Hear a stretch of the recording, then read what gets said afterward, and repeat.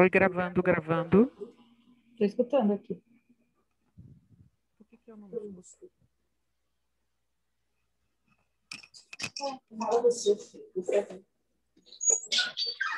Oi, tudo bem? Olá. Você está me escutando? Olá, tudo bem?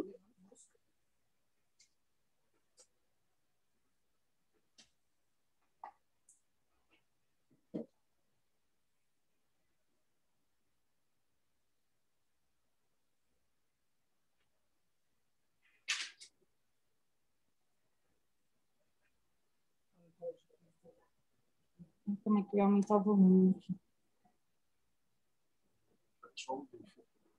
Não, calma aí, fala aí, Flavinho. Agora sim. 1, 2, 3, 4. Sim. E vocês me escutam, certo? Uhum. Fala mais alto. Eu estou falando alto.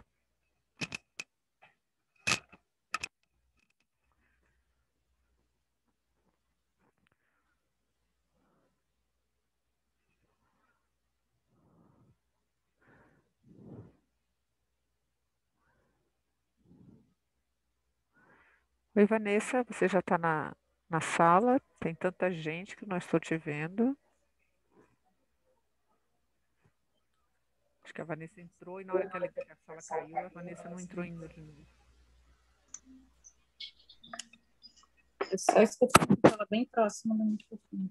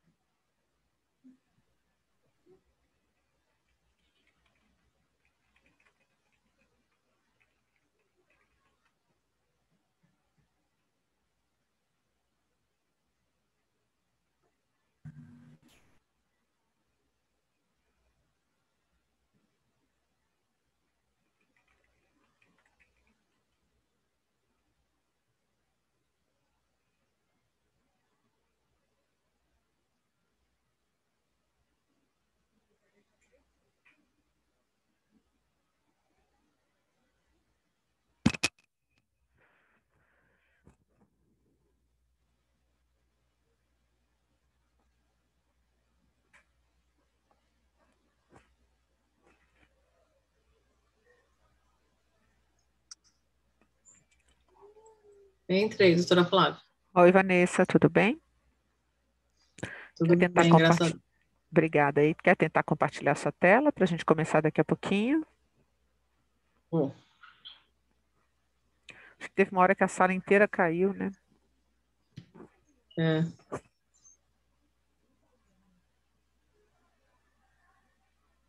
Não compartilhou a tela ainda. Você tem que manter seu microfone. Vai dar problema. Você está com o microfone desligado.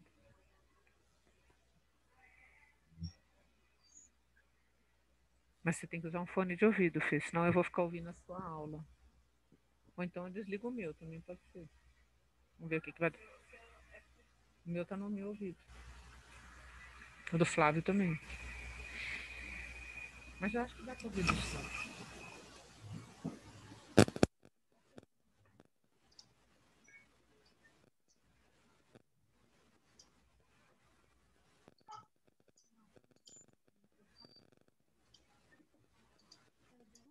Pode deixar. É só tirar daqui.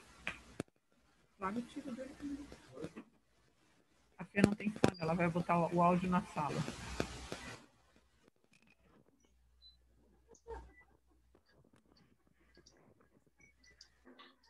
ele vai pôr o áudio.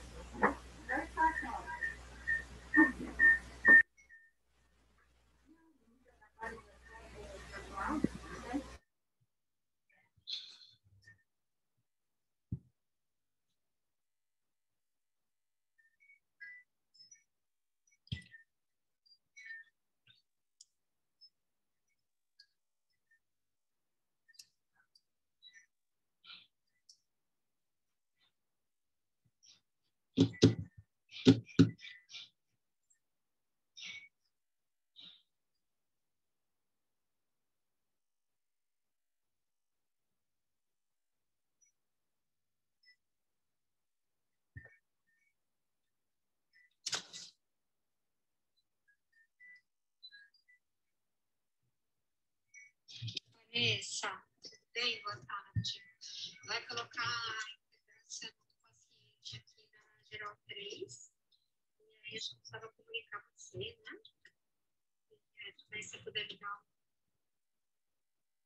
Oi, Início, eu vou entrar agora porque eu vou apresentar a reunião científica agora, então não vou poder mais responder, provavelmente. Vou ver se você está no grupo da impedância, eu te coloco. Eu tenho que fazer igual o Renovate, colocar o resumo do caso lá, para todo mundo da TIM, para eu ficar ciente desse caso, ver se libera ou adere. E aí você mede e pega o material, tá? Agora vai ser assim, a gente vai ter que preencher sempre um sistema. No caso vai ser vocês não, vai ser eu mesmo. Mas a gente precisa dos dados do paciente. Vanessa, você tem noção que tem 56 pessoas te escutando, né? Tô falando tão baixinho, deu para ouvir? A gente pode começar ou você precisa de mais uns minutinhos? Um minutinho só. Então fecha o microfone da sala, Vanessa.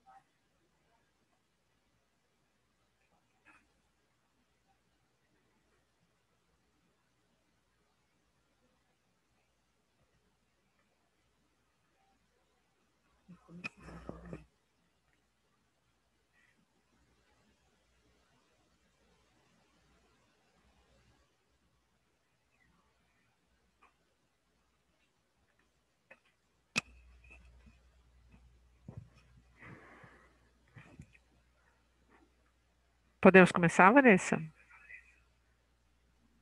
Podemos. Eu estou tentando abrir minha câmera. Aí, acho que agora. Aí, abriu. Vai dar não, porque eu não escuto direito falando do seu. Vamos ver se vai dar certo. Então aumenta o seu. Bom, gente, então, boa tarde aí a todos. Estamos mais uma vez numa reunião clínica do setor de terapia intensiva da disciplina de anestesiologia, dor e medicina intensiva aqui da Escola Paulista de Medicina. É uma reunião nossa multidisciplinar, é a nossa segunda reunião do ano. Temos muito prazer de estarmos aqui, toda a nossa residência multidisciplinar, numa reunião que também é aberta a participantes externos, né? Estamos tendo sempre muito sucesso da nossa reunião e é um prazer para nós estarmos com todos vocês aí participando. Hoje a gente tem um prazer muito grande contar com a participação da Vanessa Marques Ferreira é a coordenadora da fisioterapia do nosso setor. A Vanessa já há muito tempo é uma expert aí, uma advogada da questão da mobilização precoce dos pacientes na terapia intensiva, né? Já vem lidando com isso e liderando esse processo no nosso setor há algum tempo, com bastante sucesso, né? Nós melhoramos muito nesse quesito nos últimos anos, graças aí ao esforço conjunto de várias pessoas, mas a liderança da Vanessa. Nisso que é, sem dúvida, uma ação importante e multidisciplinar, razão da gente ter trazido aqui para a nossa reunião. Então, Vanessa, muito obrigada por ter aceito o nosso convite para essa reunião e fique à vontade aí pelos próximos 30, 40 minutos para a gente ter um tempo aí no final para uma discussão. Muito obrigada. Perfeito, obrigada, doutora Flávia, boa noite a todos que me escutam. Para mim é um prazer estar aqui na segunda reunião da disciplina, parabenizar a gente retomar essa conduta aí mesmo diante da pandemia. Então, eu fui convidada para falar sobre imobilização precoce, e aí eu vou tentar, gostaria só de trazer para vocês, como a doutora Flávia falou, é uma reunião multidisciplinar, então eu vou procurar não ser muito específica em alguns termos, mas tentar dar o que a proposta traz, né? Um panorama geral para que todo mundo tenha uma ideia do que a gente avalia, do que a gente pensa quando a gente atende o paciente. Que agora vai. Eita, peraí que eu estou passando slide. O que será? Não está passando mesmo. Para ouvir o barulhinho de quem está tentando?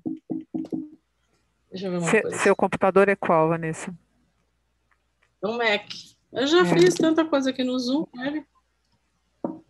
Então, descompartilha e tenta compartilhar novamente. Deixa eu minimizar aqui. Acho que talvez tenha muita coisa aberta. Ou em vez de usar compartilhar, usa compartilhar a tela toda, sabe? Aqui, quando você vai no share screen, em vez de no avançado. Deixa eu só testar aqui. Tá funcionando.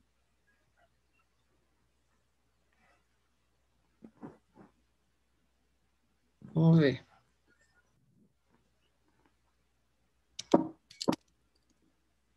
Não passa. Que coisa.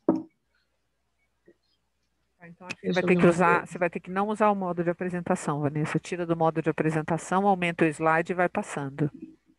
Isso, Espera aí que... Aí.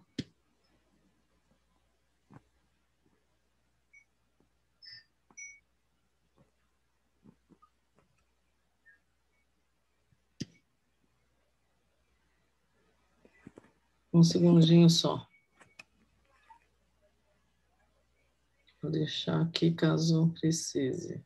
Vamos ver se agora vai.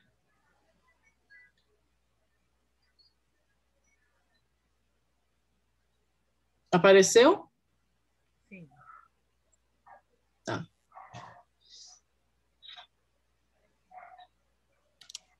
Aí, agora apareceu, né? Apareceu, mas tenta passar, porque não... Aqui, sim, está passando. Isso, passei. Isso. Tá, então voltando aí, eu vim falar sobre mobilização precoce, e aí eu quero só trazer uma pequena reflexão para vocês aí do que a gente entende por vida, né? Muitas vezes, hoje em dia, a gente está ouvindo muito frequentemente isso dos nossos pacientes. Eu quero viver, eu quero ir para minha casa, eu quero voltar para minha família, e aí eu queria trazer uma reflexão. O que seria viver, né? É respirar, é estar com nossos famílias, nossos amigos, é abraçar, é beijar, é comer, viajar, estudar, trabalhar, tocar um instrumento. Então, eu queria trazer para vocês esse pensamento. Se a gente fosse resumir, né, o que é a vida, a gente podia pensar que tudo o que a gente pensa em viver é decorrente de movimento. Então, a vida está simplesmente dependente totalmente de movimento. E o fisioterapeuta está dentro do ambiente hospitalar, sendo responsável por trazer esse movimento de volta. Para que isso seja possível, a gente não pode esquecer da fisiologia básica do exercício e que a gente tem aí uma interação muito íntima entre três sistemas, né? O sistema respiratório, o sistema cardiovascular e o sistema músculo-esquelético. E Esses três sistemas, eles estão agindo juntos com o objetivo de captar o oxigênio, né, do ambiente externo e enviar até a musculatura esquelética. Isso a gente tem clássico essa figura aí, que é um formato de catraca, da qual os três eles devem ser sincrônicos, tanto em quantidade quanto em velocidade. Isso a gente tem que cada um desses sistemas, se houver qualquer problema, o outro sistema também vai estar sendo deteriorado. Então, qualquer paciente que apresenta algum problema em qualquer um desses sistemas, por exemplo, o sistema músculo-esquelético também vai ser acometido, e aí a gente já vai começar a ter, então, um retrocesso aí no processo do movimento, da contração muscular. A gente não pode esquecer que a célula em estado de repouso, ela está numa situação semelhante a essa figura à esquerda, né? Que ela está lá quietinha, poucos metabólicos. Só que quando a gente inicia um movimento, existe uma série de sinalizações intracelulares, moleculares, que vão alterar a perfusão celular. Então, a gente tem alterações hidroeletrolíticas, vamos dizer assim, né? E circulatórias para trazer a demanda necessária para esse movimento.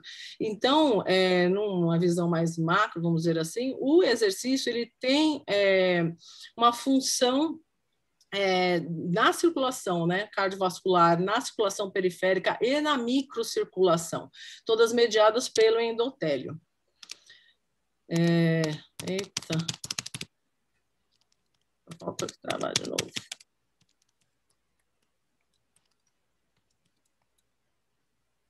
Pior que ele trava e não sai.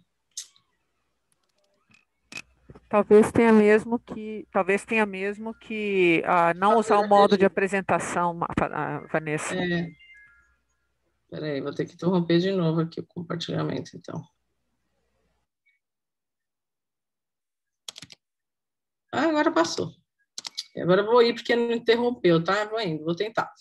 Então, em relação a isso, a gente sabe que o sangue circula, né, vem do lado direito do coração, passa para os pulmões, lado esquerdo, e aí o sistema cardiovascular ele é responsável por distribuição desse sangue.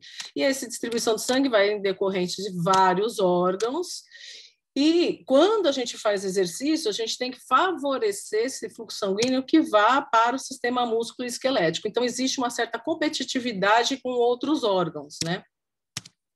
Em que em doentes críticos a gente tem esse algoritmo aí, essa figura, no qual a gente tem a relação da oferta de oxigênio com o consumo de oxigênio, que ela vai estar direcionada para a direita, como é na figura, né, em situações críticas. Então, a gente já tem que ter uma redistribuição de sangue para uma situação fisiológica, né, para a musculatura esquelética. Vanessa, a tela não está compartilhando, Van. Oi? Isso. A tela não está compartilhando. Tenta ver se você consegue compartilhar a tela, da mesma forma que você fez aí da última vez.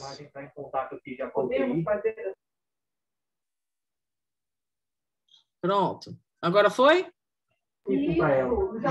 Foi. Pode continuar então tá daí, bom. que acho que dá para entender. Eu vou descendo aqui sem aquele passagem slide que aí vai. Enfim, então a gente tem aí, em relação à oferta de oxigênio e o consumo de oxigênio, que os doentes críticos eles têm deslocamento aí para a direita, então que não tem uma regra muito linear como indivíduos saudáveis, pessoas saudias.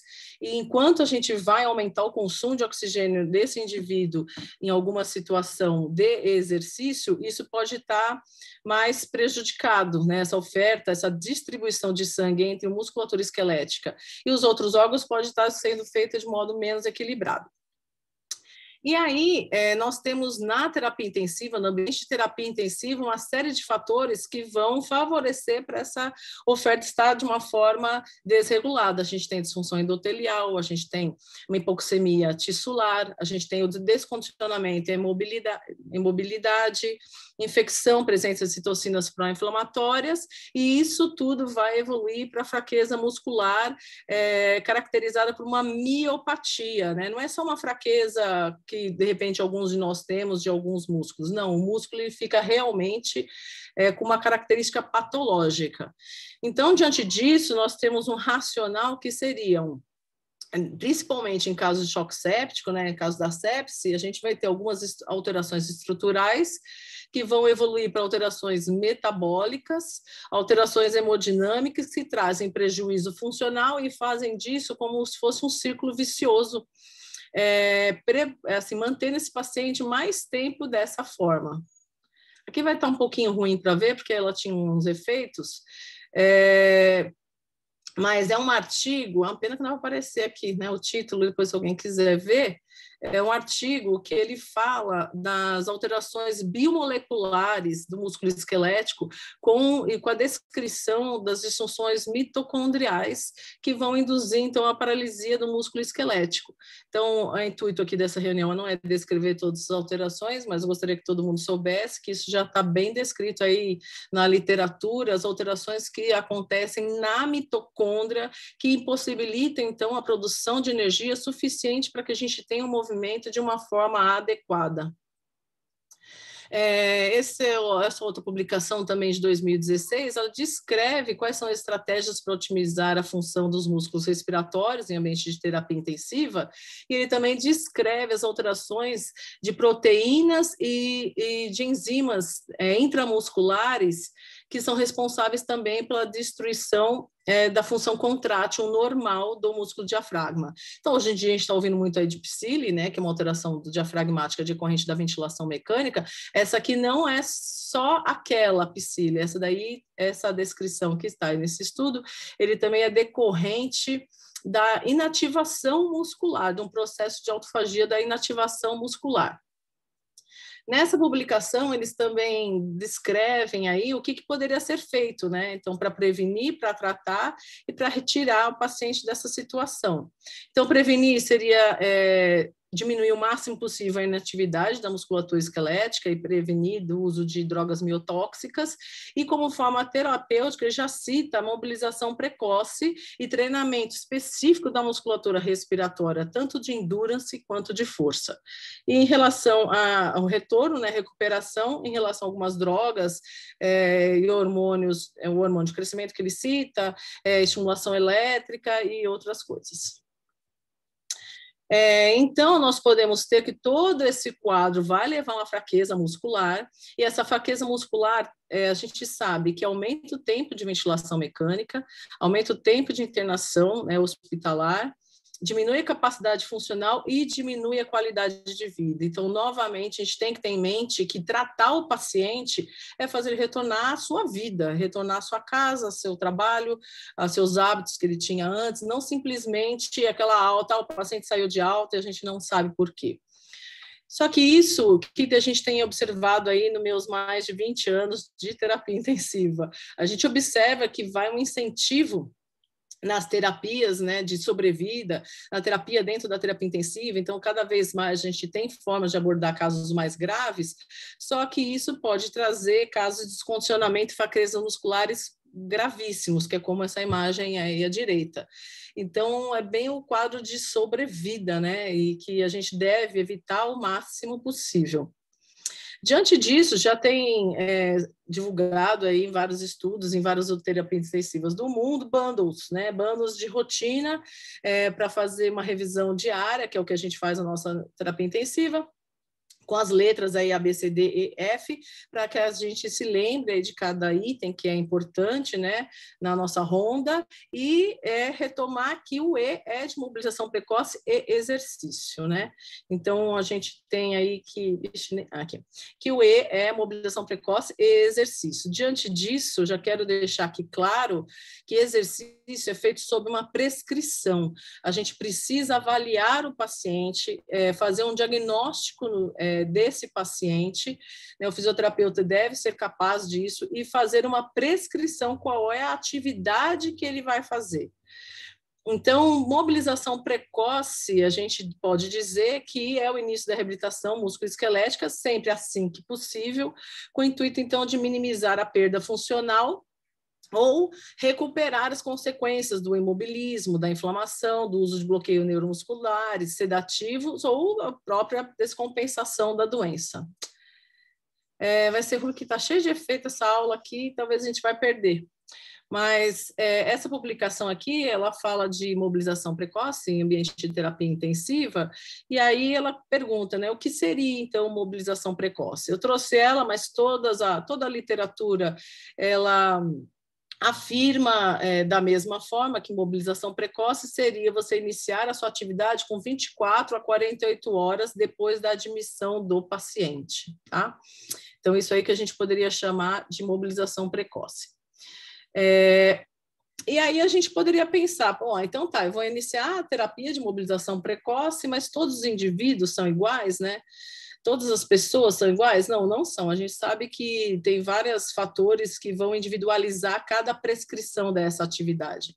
Então, se a gente tivesse aí que ter uma receita, né? A gente, infelizmente, não tem uma receita de bolo para passar.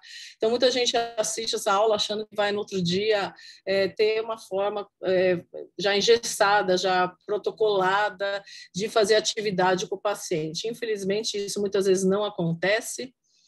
Isso aqui é uma figurinha, tá? E muitas vezes a gente acaba atrapalhando do que auxiliando o paciente. A gente tem que saber quando menos é mais, a gente precisa saber por que a gente está fazendo uma atuação com o paciente e saber avaliar se aquela atuação está sendo de sucesso ou não, se a gente está observando que esse paciente está melhorando com a nossa atuação ou não, e poder ofertar para o paciente aquele gasto energético, aquele consumo de oxigênio maior do qual ele precisa, e saber parar na hora que é necessário. Aqui são 2 vídeos de uma paciente que estava em internação. Eu nem vou passar o vídeo, porque pela imagem eu acho que dá para observar. Uma paciente que, se vocês observarem do lado esquerdo, ela estava normocárdica, normotensa, eupneic, pressão suporte, sem drogas vasoativas. Ela realmente tinha, sim, uma SVO2 de início baixa, aquela SVO2 ali que a gente consegue ver ali pelo Vigilance, de 43. Mas eu vou tentar passar aqui rapidinho, deixa eu ver se vai passar, não sei se vai passar, e eu estava só simplesmente fazendo um movimento de elevação de braço, e esse movimento de elevação de braço, simplesmente com soro fisiológico, só para trazer os membros superiores com a linha mediana, a paciente caiu em torno de 10 pontos, pode ver ali, SVO2 de 36, PVC também subiu um pouquinho, foi para 24, o SVO2 do paciente caiu de 37 pontos. Depois que interrompi, recuperou, mas aí vem uma questão, né? Isso acontece sempre? Acontece? Não acontece? Por que aconteceu? São coisas que, se o paciente não tivesse aí com uma monitorização hemodinâmica invasiva, a gente não saberia. Então, isso é prejudicial? Não é? Então, são várias perguntas que a gente hoje não tem resposta, mas que a gente deve se perguntar, e o fisioterapeuta deve dominar todas as alterações cardiovasculares, respiratórias, musculoesqueléticas, para poder fazer uma boa prescrição do exercício. Aqui também agora vai aparecer um slide confuso, é uma pena, viu? É um slide confuso porque... Eu vou tentar mais uma vez, vamos ver se consigo. Última vez, gente, prometo. Porque senão... Aqui, é uma figura de um quadro que, ao você observar, parece que tem uma mulher na janela.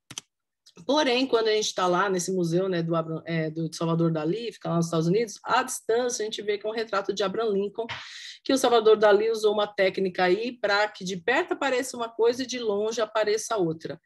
E aí vem a nossa pergunta, né? Quando a gente está lá com o paciente, inúmeros fatores podem provocar que nossa conduta não tenha sucesso. Então, a gente sempre tem que se perguntar, né, diante da nossa mobilização, diante da nossa prescrição de exercício, se o paciente tem alguma limitação que é hemodinâmica ou uma limitação metabólica, desde que, né, no início da aula aí eu falei do que a gente necessita para que a gente tenha uma oferta adequada e de todas as alterações que o exercício provoca. Modos de monitorizar existem vários, vai depender do que o paciente está tendo naquele momento. A gente tem desde monitorização hemodinâmica invasiva, não invasiva. Hoje a gente tem essa forma portátil aí, que a Dwarf Life Sciences produziu esse do dedo, ou a gente tem o simples monitor. O que importa é que todo mundo deve entender o que está sendo sobrecarregado naquele paciente, naquele sistema, naquele momento, durante a minha atuação. Já que, uma vez, como eu falei, né, o exercício pode trazer tudo isso. E aí, então, a gente tem que fazer uma prescrição, que seja dentro de uma situação de segurança, mas também de eficácia. Não adianta a gente fazer exercício que a gente sabe que é seguro, mas não tem nenhuma eficácia quanto àquilo que a gente quer. Então, até hoje, dentro da reabilitação de um paciente dentro da fase 1, que é a fase intra-hospitalar, principalmente dentro da terapia intensiva, a gente tem poucos estudos que trazem uma maior clareza dessa prescrição. Acho que agora vai. Então, primeiro eu quero trazer aqui o intuito que, como eu falei, é multidisciplinar, mas é para dar uma breve esclarecida aí desse tema. Aqui é uma publicação que saiu em 2019, se eu não me engano, da AMIB, que são as diretrizes de mobilização precoce dentro da terapia intensiva. Então, eu só vou citar as recomendações. A primeira recomendação é que a mobilização precoce ela é segura, ela tem baixíssimos eventos adversos, e quando os tem parte respiratória hemodinâmica, e são reversíveis com a interrupção, tais como aquele que eu comentei que aconteceu comigo, né? E os eventos graves não são frequentes, e essa evidência é A, tá?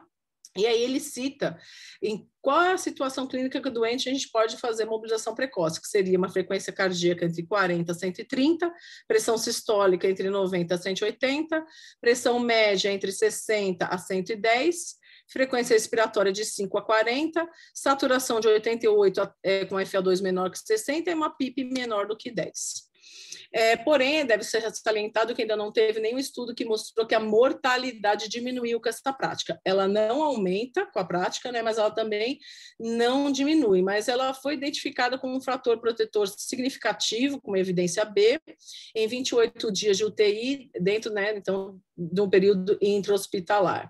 E foi visto que o número de dias com sobrevida no pós-alta, em até 6 meses, teve uma diferença significativa, favorecendo o grupo que fez mobilização precoce. Então, não só no momento dentro da internação hospitalar, mas no pós-alta também. E o tempo de intervenção da mobilização precoce foi citado também como um fator desencadeante para a sobrevivência desses pacientes. Então, quanto mais a pessoa foi exposta ao exercício durante a internação, foi maior a sobrevida.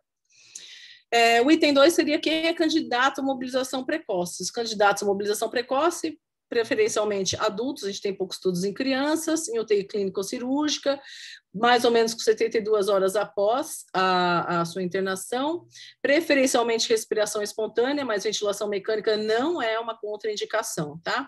A gente deve preferencialmente também atender os pacientes cooperativos, sem hipertensão intracraniana e com aqueles dados de sinais vitais que eu já comentei. Contraindicações, doenças terminais, hipertensão arterial sistólica maior que 170, saturação menor que 80, hipertensão intracraniana, fraturas instáveis, o infarto agudo do miocárdio recente, feridas abdominais abertas. Isso é importante, queda de 20% ou mais da frequência cardíaca durante a atividade. Tá? Então, isso é um bom preditor para a gente saber se a gente está extrapolando ali na intensidade do exercício ou não. Tá? Déficit cognitivo e neurológico, na verdade, a gente não consegue fazer as atividades, por isso que acaba sendo uma contraindicação. Qual a dose, né? Qual é a dose que a gente deve prescrever? Mobilização passiva, cerca de 10 a 20 mobilizações por articulação, selecionada em até 2 vezes ao dia, inclusive a gente publicou um estudo baseado nisso, mas eu quero deixar aqui claro que mobilização passiva, a gente sabe que é segura, porém eu não sei a eficiência, né, a eficácia dessa modalidade, não tem nenhum estudo que comparou pacientes que fizeram mobilização passiva e que não fizeram a longo prazo, né, no final da internação, se isso foi relevante ou não. Exercícios ativos, 1 hora por dia ou 2 vezes de 30 minutos, né? E as progressões, eu vou citar aqui para quem também não é da área, a gente progride como a gente é desde criança. A gente deve respeitar isso. Então, primeiro, deitado, rolar, sentar com apoio, sentar sem apoio, ortostatismo, deambulação. É isso que deve ser feito, não precisa fazer nada muito mirabolante, e é isso que os estudos também falam. Quando a gente, na nossa avaliação, observa que o paciente precisa melhorar a sua capacidade aeróbia, então a gente lança a mão de algum artifício de treinamento aeróbio, mesmo que inicialmente seja a curtos períodos. Então, a gente tem o cicloergômetro, hoje a gente tem o cicloergômetro passivo, eu vou mostrar uma foto dele. O resultado, como eu falei, a longo prazo desse uso do cicloergômetro passivo não é bem reconhecido, mas tem como prescrição são 20 minutos, 20 ciclos por minuto, e se for ativo, né, pelo menos também 20 minutos diários. Aqui eu deixei aqui para ilustrar também, eu acho também o intuito daqui não é a gente descrever todos, mas aí são quase indicadores prognósticos da utilização de mobilização precoce. Então tem peso, ventilação mecânica, alcance funcional, se o paciente vai deambular ou não, força, fator, como fator protetor, sedação, tempo de permanência na unidade de terapia intensiva, tempo de duração da ventilação mecânica. Então, são várias coisas que a gente pode pegar como indicador se a nossa mobilização precoce está sendo bem feita ou não. Então, a gente tem que a mobilização precoce é segura, tem eventos adversos relacionados principalmente a alterações hemodinâmicas, como eu falei, e essa terapêutica empregada deve ter como princípio a efetividade, ou seja, né, a reinserção social. Não é mais aquela coisa que antigamente a gente tinha de levantar braço, abrir braço 10 vezes, sem objetivo. A gente deve fazer um movimento que o paciente vai repeti-lo a curto prazo ou a médio prazo. Então, é pensando na reinserção social e que a impacto da hospitalização dele seja revertido. Independência e locomoção, independência nas transferências são alvos terapêuticos. Sempre a gente tem que ter isso como alvo terapêutico, né? As medidas de segurança, elas devem ser adotadas pela equipe multidisciplinar, como a doutora Flávia falou, ela é uma questão multidisciplinar, mesmo que seja de pequena importância, ela deve solucionar. Todos nós a gente deve pensar de uma forma que facilite com que o paciente consiga fazer a mobilização, consiga se mexer no leito, tá? A mobilização, então, deve ser sempre meta primordial pela equipe multidisciplinar, é de domínio específico do fisioterapeuta, a prescrição das atividades, como bem as etapas de desenvolvimento dessas tarefas, e as barreiras modificáveis, elas devem ser enfrentadas por toda a equipe. Então, a mobilização, ela deve ser feita pela equipe. A prescrição do que fazer durante a terapia, do que eu vou fazer para que o paciente consiga se mobilizar, é do fisioterapeuta.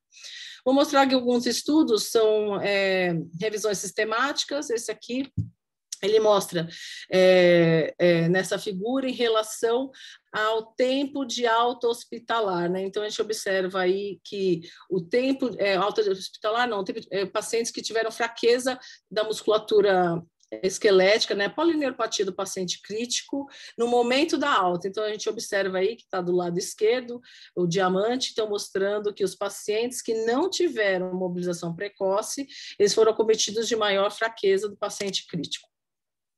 E em relação a tempo de ventilação mecânica, né, dias livres da ventilação mecânica, a gente pode observar aí na figura que foi a favor da intervenção. Então, a gente observa que os pacientes que fazem mobilização precoce, eles ficam menos tempo na ventilação mecânica. Aqui é uma publicação que saiu ano passado, que eu deixei aqui caso alguém se interesse, novamente ela cita valores de sinais vitais e o que a gente deve utilizar como indicador, que o paciente pode ser mobilizado ou não. Ressaltando que eu acho bem interessante essa publicação, que ele fala uma coisa que a gente sempre utilizou, mas dessa vez está bem descrita, que é a variação do sinal vital em 20%. Então, não precisa esperar que o paciente chegue naquele valor limite. O fato dele variar 20% já é importante. E nessa publicação, uma coisa que é bem importante também é a dose da droga vasoativa. Aí a gente tem várias drogas vasoativas, e ele comenta que doses baixas e médias permitem que o paciente seja mobilizado desde que não tenha acrescido, né, essas doses nas últimas 2 horas. Aqui é um estudo publicado em 2008, que eu trouxe aqui também, porque é isso que a gente utiliza na maior parte das vezes. A gente divide o paciente em 4 categorias, nível 1, nível 2, nível 3, nível 4. Nível 1 é aquele paciente inconsciente, que a gente faz mobilização passiva. Nível 2 é assim que o paciente ele se torna consciente, a gente deve fazer treinamentos de membros superiores, até conseguir fazer sedestação beira-leito. Nível 3 é o paciente que já tem força de membro superior, então a gente vai evoluir para membros inferiores e ortostatismo, e depois nível 4, deambulação. Aqui é uma publicação que mostra formas de a gente avaliar, então são 3 tipos de escala, eu vou mostrar qual é a que a gente utiliza, tá? E aí eu queria dizer Então, isso aí é que a gente sabe até hoje. A gente sabe que a mobilização precoce traz todos os benefícios e sabe mais ou menos o que deve ser feito. Será que a gente faz? Essa publicação foi um estudo feito aqui no Brasil que mostrou que apenas 10% dos pacientes em ventilação mecânica fazem a mobilização precoce da forma que poderia ser feito, né? E essa outra também, um estudo brasileiro, ele conclui que os profissionais, eles conhecem os benefícios da mobilização precoce, reconhecem que é uma coisa favorável, né, para o paciente, porém ela também não é feita. Ela é vista ainda como uma coisa desafiadora, por tempo, por número de profissionais, por sedação, risco de autolesão e delírio dos pacientes. Essa outra publicação aqui, ela comenta a mesma coisa do estudo anterior, quais são as barreiras que a gente encontra para mobilizar o paciente, então, principalmente sedação, tubo orotraqueal, droga vasoativa, muitas vezes, barreiras culturais, catéteres, delírio, entre os outros. Então, é bom sempre a gente estar em mente para tentar revertê-los para a gente tenha sucesso. E aí, com isso, eu trouxe esses estudos aqui que eles mostram de uma forma bem direta o que é permitido que a gente faça a mobilização com o paciente e não de forma de figuras, né? Então, a gente tem aqui considerações respiratórias. Então, o fato do paciente estar entubado ou traqueostomizado é verde, quer dizer que tanto, se vocês olharem na figura, na coluna do meio, que é na cama, e a direita fora dela, é verde. Então, quer dizer, o fato do paciente ser entubado ou traqueostomizado não me impede que eu o mobilize. E aí, se a gente observar, o que tem de vermelho são pacientes pronados, vocês podem olhar ali, e paciente com ventilação de alta frequência, que, na verdade, obviamente, dificilmente a gente vai conseguir mobilizar. Na mesma sequência, a gente tem essa outra publicação que comenta vários outros fatores, eu já comentei aqui brevemente alguns deles, então, em relação a considerações cardiovasculares, arritmias, dispositivos, o paciente está com balão intra-aórtico, ECMO, assistência ventricular, o fato de ser cirúrgico, clínico. Então, isso daqui é uma forma de, se alguém estiver assistindo quiser, pode me chamar aí no privado, é uma forma de a gente facilmente colocar se o paciente tem algum bloqueio, alguma barreira, algum impedimento da gente mobilizá-lo. Enfim, diante de tudo isso, o que é que nós fazemos aí na nossa UTI? Então, primeiro, deixar claro que não é que eu vou mexer com o paciente, tá? Todo mundo fala, físio, você vai mexer com o paciente? Não, a gente não vai mexer com o paciente, a gente vai atender o paciente, a gente vai promover uma atividade que vai favorecer a recuperação dele. Isso pode ser exercício de força, equilíbrio, exercícios aeróbios, vários tipos de atividade que devem ser avaliadas e bem prescritas. Para isso, uma forma fácil de a gente fazer na terapia intensiva é o uso de escalas funcionais. Essas escalas funcionais existem várias, que a gente utiliza no nosso serviço a escala PEM e MRC, então é uma forma de quantificar em pontuação mesmo se o paciente está indo para melhora ou está indo para piora. E aí a forma também que no nosso serviço a gente optou em ser os nossos indicadores. Então, lá na UTI a gente observa quais são os pacientes que perderam a pontuação e aí a gente avalia por que isso está acontecendo. O MRC é um clássico, para a gente ver a força que o paciente tem, é avaliado em punho, cotovelo, ombro, bilateral, tornozelo, joelho e quadril, né, também é bilateral, cada articulação 5 pontos, totalizando dessa forma 60 pontos, sendo que fraqueza é considerado menos de 48 pontos, tá? E aí tem inúmeros estudos que mostram que menos do que 48 pontos está aí associado a vários desfechos ruins dentro da terapia intensiva. E aqui tem a PERM, é o nome da pessoa que desenvolveu, já foi traduzido para o Brasil, é uma escala que a gente observa o estado mental do paciente, leva em consideração as potenciais barreiras de mobilidade, qual é a força desse paciente, se ele se move no leito ou não, se ele é capaz de fazer transferências no leito ou não, marcha, endurance e tem uma pontuação máxima de 32. Por que eu optei em escolher essa escala lá na nossa unidade? Porque ele segue o que deveria ser o nosso raciocínio ao atender o paciente. Então, primeiro, se o paciente é consciente ou não, se ele tem um impedimento para sair do leito, se ele tem força e se ele se move no leito. Então, assim que o paciente parou num estágio de progressão das atividades, é ali que eu devo iniciar o nosso atendimento, né, nossa reabilitação, e ter em foco disso até que ele ganhe a deambulação e a independência. Alta pontuação, então, significam poucas barreiras e menor assistência, maior funcionalidade. Uma pontuação baixa significa muitas barreiras, uma maior assistência e uma menor funcionalidade. Então, está aqui, resumidamente, como é que a gente procura prescrever as atividades lá na UTI. Então, se o paciente tem lá a pontuação da PEM, de 0 a 7, eu já sei que a mobilização vai ser passiva no leito, troca de posturas, posicionamento, utilização de prancha ortostática. Se o paciente tem de 8 a 12 pontos, aí eu já consigo fazer um movimento assistido e depois ir para o ativo, sedestação, beira-leito, exercícios de controle de tronco. Já é possível fazer, por exemplo, atividades aeróbias, se eu avalio que isso é necessário com o uso do cicloergômetro. E aí a pontuação de 13 a 17, eu vou acrescentar já exercícios resistidos, transferência para poltrona e ortostatismo. E 18 a 32 são pacientes que já ficam em poltrona, já ficam em ortostase, então, na verdade, eu vou fazer algum exercício para incrementar o tempo de marcha e o tempo de deambulação. Aqui esse é um vídeo aí embaixo que ele já passou, o uso da estimulação bilateralmente em membros inferiores. A gente não tem muitos estudos que mostram quais são os desfechos a longo prazo aí dessa técnica, mas parece ser uma boa técnica para a gente tentar reduzir a perda da massa muscular. Fora isso, tem alongamento, que vocês veem aí em cima, o uso da prancha ortostática, tem várias respostas fisiológicas a esse tipo de conduta. Aqui são outros tipos de exercício. Aqui à esquerda é o uso do Power Brief, que é um equipamento que faz o treinamento da musculatura respiratória específica. Antigamente a gente tinha o Threshold, que está aqui embaixo à direita, infelizmente a gente não encontra mais no mercado para vender, e até aí a gente pode utilizar vários recursos, bola, mola, qualquer tipo de resistência, mas eu queria mostrar que a gente começa assim, com o paciente no leito, então como na figura anterior, o uso da estimulação, troca de postura, alongamento, e aí a gente vai começar a fazer atividades resistidas no leito. E aí isso vai progredir para a sedestação beira-leito, né? Sempre trabalhando linha mediana com o paciente, controle de tronco, rotação de cabeça, isso deve ser estimulado para que isso seja sempre algo funcional, que o paciente faça alguma coisa com aquele movimento. Aí a gente, para tentar implementar um pouquinho a nossa conduta, a gente leva um pouquinho o paciente para fora e ainda sedestado pode fazer exercícios resistidos com faixas elásticas.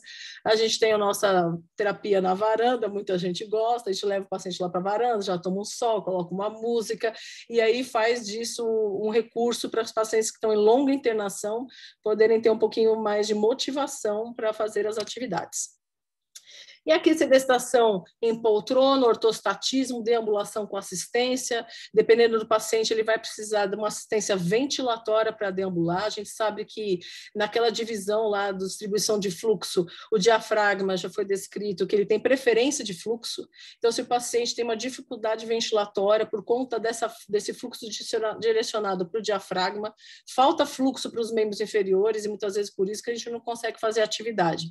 Então, ao reconhecer essa limitação, a gente deve utilizar da ventilação mecânica não invasiva, que é esse caso desse paciente, para que a gente consiga, então, trabalhar alguma resposta aeróbia dele. E aí, indo para essa resposta aeróbia, tem cicloergômetro, né, de membros superiores, membros inferiores. Isso aqui é um vídeo de uma colega, paciente fazendo senta e levanta com o paciente, quando está sentagem que o paciente autorizou a imagem, tá?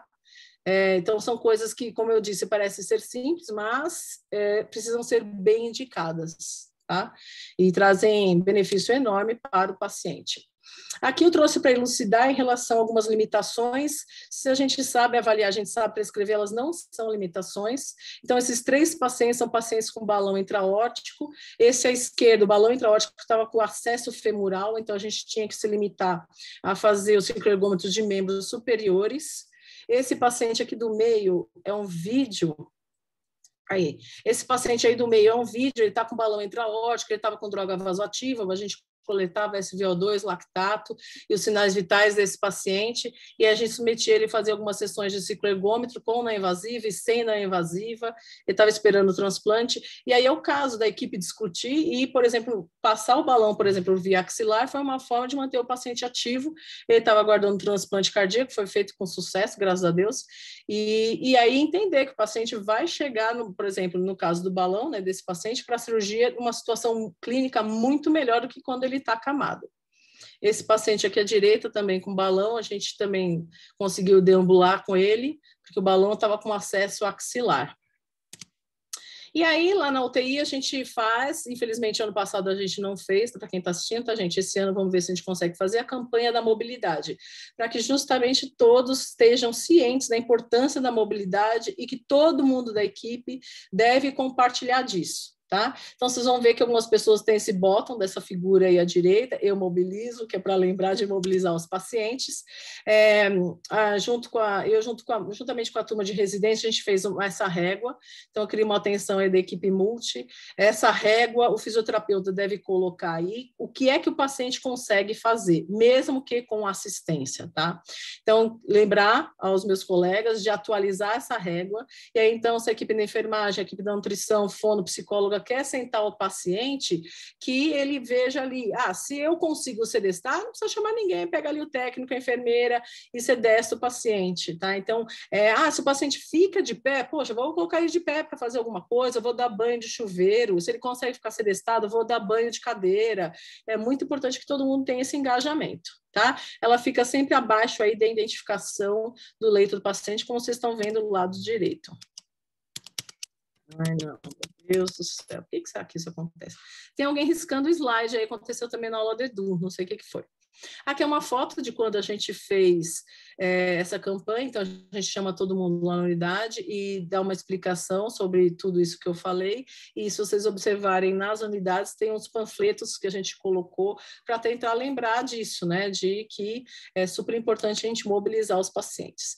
E para encerrar, o que a gente pode imaginar que está por vir seria, primeiro, calorimetria, né? Nosso equipamento que nós temos aí da GE, eu não tenho conflito de interesse, tá, gente? Mas ele mede o VO2, o VCO2 e o consumo calórico R dos pacientes. A gente, infelizmente, não tem, por enquanto, o módulo que faz isso, mas eu deixei aí pequenininho os estudos que já mostram que só de a gente mudar o paciente de uma modalidade controlada para uma modalidade assistida ou espontânea, já muda o gasto calórico desse paciente. Então, eu fico imaginando um paciente que a gente realmente precisa reabilitar, fazer eletroestimulação, fazer power brief, fazer TheraBand, fazer alguma coisa, qual seria o impacto na nutrição desse paciente? Então, é uma interface que me atrai muito, junto aí com a equipe de nutrição, que eu acho que é o futuro da gente conseguir unir, porque às vezes a gente vê o paciente entrando em caquexia e eu ali fazendo exercício resistido com o paciente, o que me parece um pouco aí duvidoso aí da eficácia disso.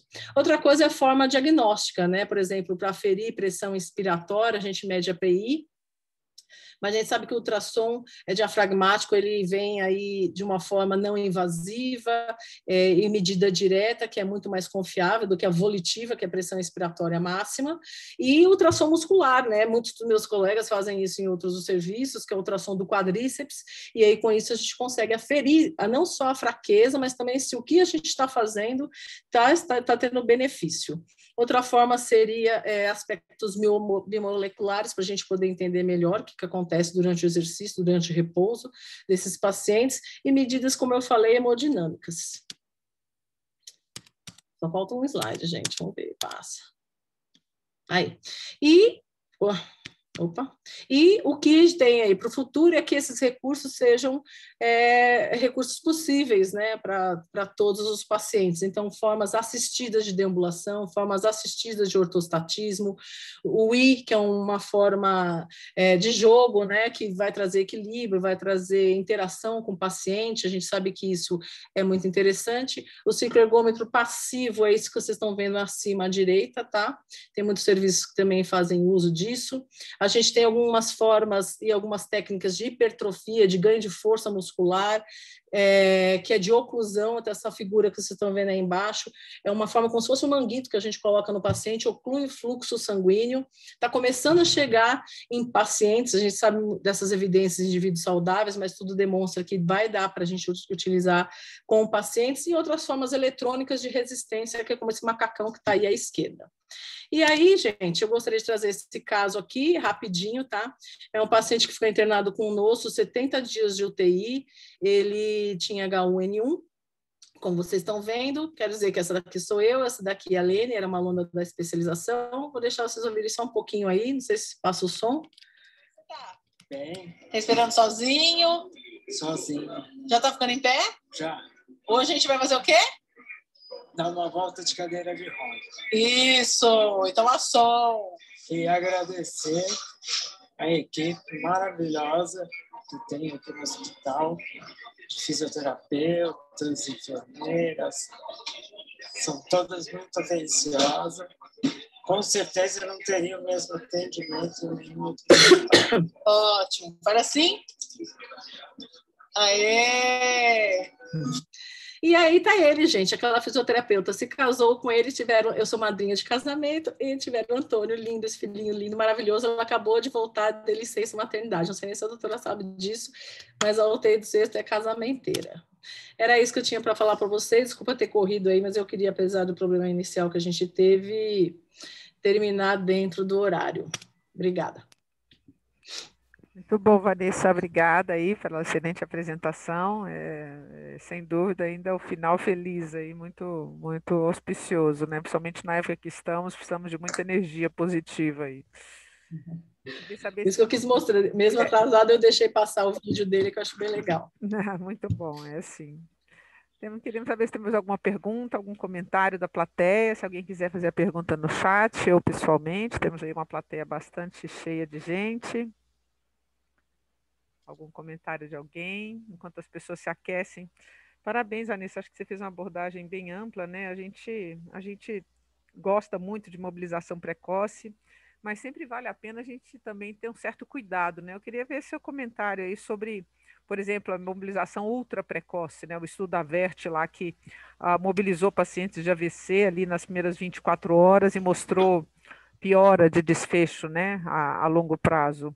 Então, eu queria que talvez sua apresentação foi muito positiva no sentido dos efeitos benéficos, mas a gente também tem que se lembrar que a gente não tem, que são poucos os estudos randomizados, né, que a gente tem. As revisões sistemáticas às vezes apontam resultados aí, nenhum resultado de malefício com certeza, mas a gente tem esse estudo que chama muita atenção, né, para o malefício da mobilização precoce. Você quer falar um pouquinho sobre isso? Falo. E se você quiser já emendar, tem também uma pergunta no chat nos pacientes COVID com baixa oxigenação. Então, como eu falei, né, naquelas revisões aí que eu apresentei, tinha uma que estava citando um pouco mais disso, eu passei um pouco mais para frente, mas realmente paciente neurológico é outro campo. O AVERT realmente teve um desfecho negativo quanto a isso, tanto que sempre comentam em relação à hipertensão intracraniana, que é uma contraindicação, e então realmente a gente deve se ter, como eu falei lá no início, né, menos é mais. Então existe indicação, não é? Você tem que saber avaliar o paciente. Então, paciente neurológico, com certeza a gente deve esperar mais tempo para iniciar, esperar mais tempo, vamos dizer assim, estabilizar a lesão neurológica. Eu acho que, ainda mais que ele foi dito como ultra precoce, que eu particularmente sou contra. Muitas vezes a gente vê, já vou entrar em COVID, muitas vezes no COVID, o que tem me chamado, gente perguntando o que faz com Covid, o que faz com Covid. Covid é uma doença que a gente não sabe tudo ainda, ao contrário, acho que falta muito para saber. É uma situação inflamatória, a gente tem poucos estudos de exercício, assim, de estudos bem feitos, isso que eu falei de alterações biomoleculares, o que é que acontece de você fazer exercício diante de uma inflamação. Tem já alguma coisa que exercício anti-inflamatório? Tem, mas é diferente dessa situação aguda no qual os nossos pacientes se encontram.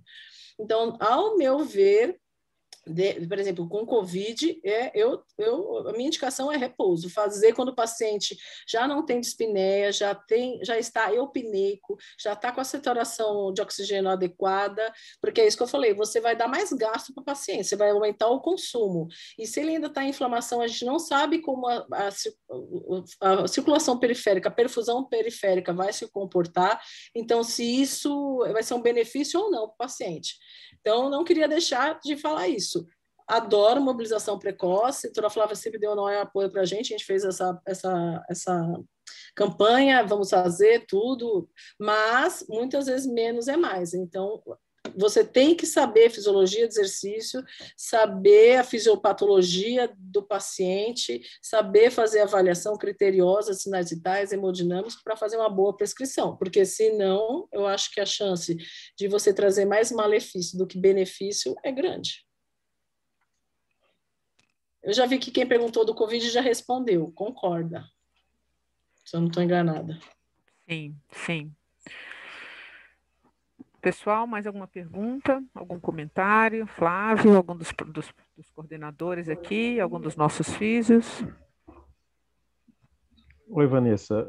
Boa tarde a todos. Parabéns pela apresentação, acho que ela foi bacana, abrangente, reflete realmente essa nossa cultura de procurar mobilizar precocemente aqueles pacientes que têm indicação.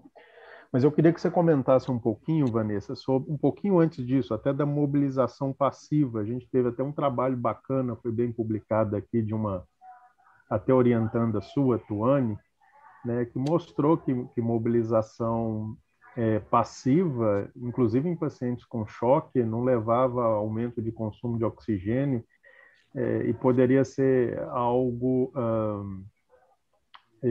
que a gente tem um certo receio de iniciar precocemente, mas é algo que é factível de ser feito. Sim, eu falei bem rapidinho, quando eu falei de mobilização precoce passiva, aí no caso, eu falei bem rapidinho do estudo, eu não coloquei para não ficar muito específico, mas sem dúvida esse desenho de estudo a gente fez, porque é uma coisa que eu sempre quis saber, né? Em relação ao exercício, aquilo que a gente faz, para saber prescrever melhor. E aí, como a gente inicia pelo exercício passivo, a gente olha tantos pacientes aí, choque séptico, anasarcado, e a gente aprende o benefício da mobilização passiva, então articular, de amplitude de movimento. Então, nos parece que traz benefício. Quero deixar claro isso. Assim, a vontade que eu tenho é de mobilizar o paciente. Me parece que traz benefício. A gente vê esse paciente aí 24 horas parado, 48 horas parado. Inicialmente, tudo bem, ele tem uma instabilidade e tal, mas será que essa instabilidade contraindica ou não? E aí, no nosso estudo, a gente viu que não contraindica. Então, eu não sou contra que faça. O problema, ao contrário, né, sou até a favor.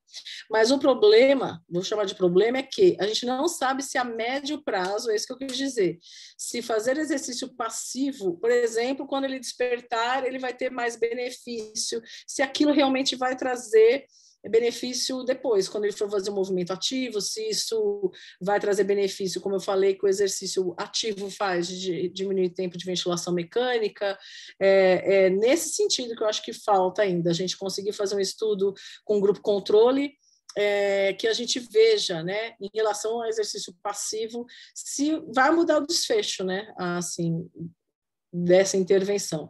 Então, eu digo para ser todo mundo, pode fazer? Pode. O problema é que, na maioria das vezes, a gente tem poucas pessoas, muito pacientes, e a gente acaba tendo que priorizar. E aí, no caso, a gente vai priorizar o paciente que responde a comando e que aí a gente pode fazer exercício resistido. Ok. Não sei se Uma eu tinha pergunta aí. respondido.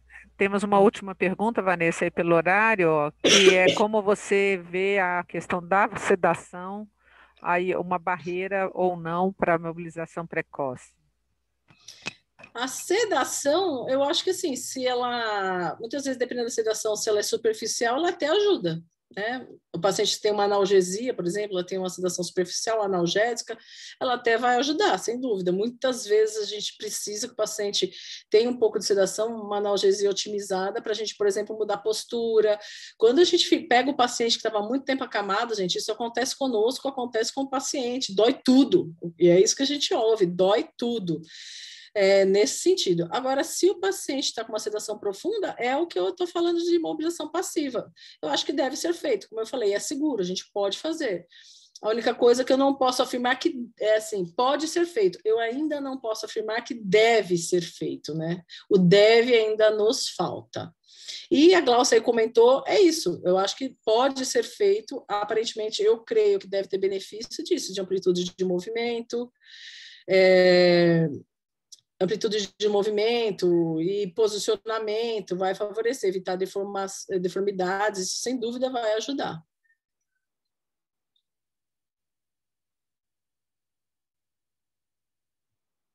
Tem mais uma pergunta, Ana Flávia, tem tempo?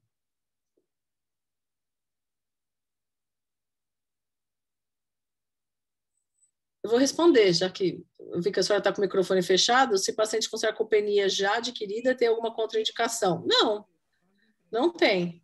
Se o paciente já tem com sarcopenia, da paciente DPOC, insuficiência cardíaca, a gente sabe previamente que eles são sarcopênicos, né? Na maioria das vezes, doenças crônicas, assim. Não, não tem, não.